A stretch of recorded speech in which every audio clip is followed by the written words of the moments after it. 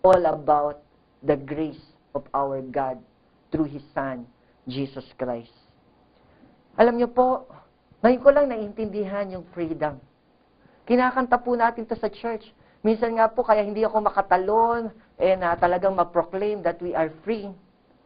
Kasi may mga time parang hindi ko ma-feel na ako'y malaya na Pero nung naintindihan ko yung gospel of God's grace, doon ko lang naintindihan yung freedom.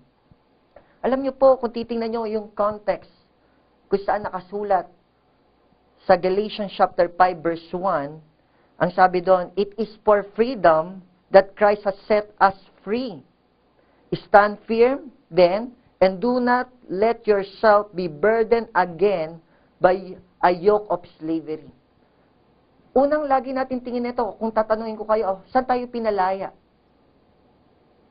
Katulad ko, ang alam ko doon, pinalaya tayo sa sin. At huwag na daw tayo uling mapaalipin sa sin.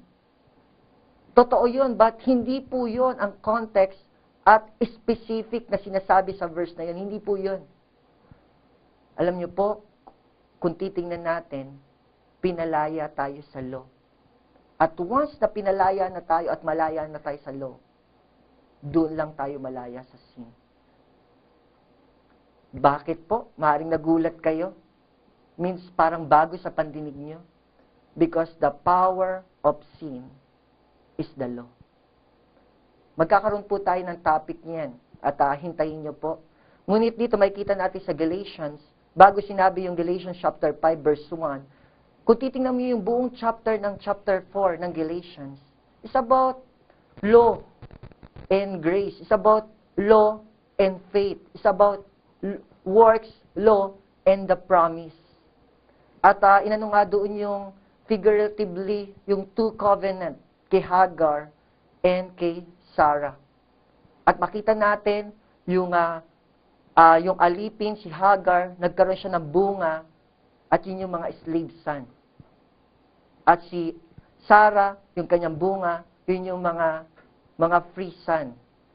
Bunga ng malaya. And right now, nasaan kayo? Figuratively, nasa dalawang covenant yan. The covenant of law, which is the old covenant, and the covenant of grace. Yan po yung chapter 4. Bago tumalon yung Galatians chapter 5 verse 1, that it is for freedom that Christ has set us free. He redeemed us from the law. And He set us free from the law. At ang sabi rito sa verse 1 ng chapter 5, do not let yourself be burdened again by a yoke of slavery. And that is law. It is not sin. At kung titingnan pa natin yung tumuloy sa verse 2 hanggang verse 4 at tuloy, makikita nyo walang sin na nabanggit doon. Puro law. At ang specific naman na pinag-uusapan nilang law doon is about circumcision. It's about the law. Right now, maybe it's not about circumcision.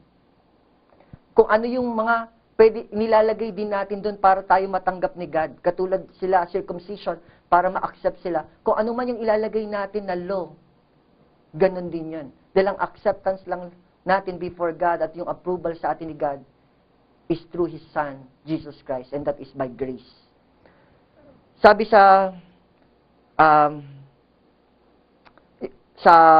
makikita po natin niya sa verse 2, Christ will be of no value to you if you will continue living at magpapailalim sa law. Christ will be of no value to you. It's about law and it's not about sin. Hindi siya sin specifically ang tinutukoy doon. In verse 3, you are obligated to obey the whole law. And we cannot obey the whole law. Dahil isa lang ang ma-stumble tayo doon, we are lawbreaker. Lahat yun. And verse 4, ang sabi rito, you are alienated from Christ. Kung kayo ay magpapatuloy sa law para ma-approve kayo, maging approve kayo kay God, ma-accept kayo ni God, and you feel that you are right before God by observing the law, by your works, by your effort, you will be alienated from Christ. At alam niyo po, anong katulad ng alienated from Christ? Sabi rito, you have fallen away from His grace. Fallen away from His grace is like being alienated from Christ. And being alienated from Christ is same as fallen away from the gospel of God's grace. Sabi po rito kung kami ay nagsishare, meron po kaming Bible study, sinishare namin yung konti related sa church history from the scripture, from the Bible, especially from the book of Acts. Sinisimulan po namin ng ganito. Short lang po to. In Matthew, makikita natin, sabi ni Jesus Christ, sabi niya, I will build my church. Mahalaga po itong ating pag-uusapan kasi maraming mga Christian, hindi pa rin nila ma-distinguish what is true church from not true church. Even tayong mga leaders, mga pastor, minsan iba na yung batayan natin para tanggapin natin na ito'y brother at kapatid at kapamilya at true church o hindi. Minsan nagiging iba na rin yung batayan. Hindi po ako against, like yung iba sinasabi, kailangan mag-speaking of tongue or what. Lahat po yan is biblical. Okay? And hindi po yan ang focus ko right now. Pero marami na rin po tayong batayan. Nakakalungkot. Nadi-divide tayo ng mga kautusan para tayo maging, yung tingin natin, maging approved tayo at maging accepted tayo kay God. Nadi-divide tayo through that. And I really believe it is only the grace kung paano tayo mabubuo at bubuuin. The more natin makikilala yung Son of God, sabi doon sa Ephesians chapter 4, the more natin na makilala si Jesus Christ to sa kanyang fullness, the more tayo mag-grow, mabubuo. And pag-grow kay Jesus Christ ay pag-grow sa grace. So, yung pag-share namin, that sabi ni Jesus Christ, I will build my church and the gate of Hades will not overcome it. Yung tinayo kong church kailanman ay hindi to magigiba, hindi to ma-stop, dahil hindi kaya ng power of Satan itong tinayo, because ang pundasyon nito is on the rock, which is Jesus Christ. And then, sinimulan niya ni Jesus Christ na tumawag siya ng apostle, 12 apostle. And then, yung day of Pentecost, tumayo si Peter, nag-share siya, 3,000 na nadagdag sa kanila. And then, yung sumunod pa, every day the Lord added to their number. So that time, hindi na natin matrace kung gaano sila karami. Pero that time, matitrace nyo kung nasaan sila. Dahil nandun pa lang sila sa Jerusalem. Pero na-fulfill yung Acts 1:8 na sabi, you will be my witness to Jerusalem, to Samaria, to Judea, and to the ends of the earth. Kaya yung chapter 8, verse 1, nagkaroon ng persecution. And from Jerusalem, tumakbo sila ng Judea and Samaria.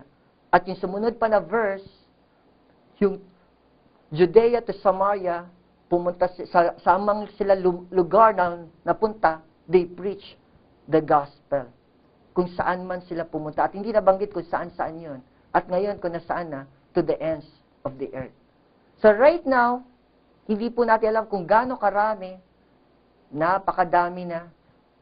Hindi rin po natin sila maano kung nasaan na po sila dahil nasa bawat sulok na ng daigdig. And even right now, merong tinatawag si God at upang mapalaganap itong ebanghelyo.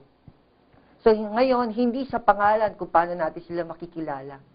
Minsan talagang palapitan sa Bible, kaya sasabihin ito yung pangalan ni God, ilalapit doon.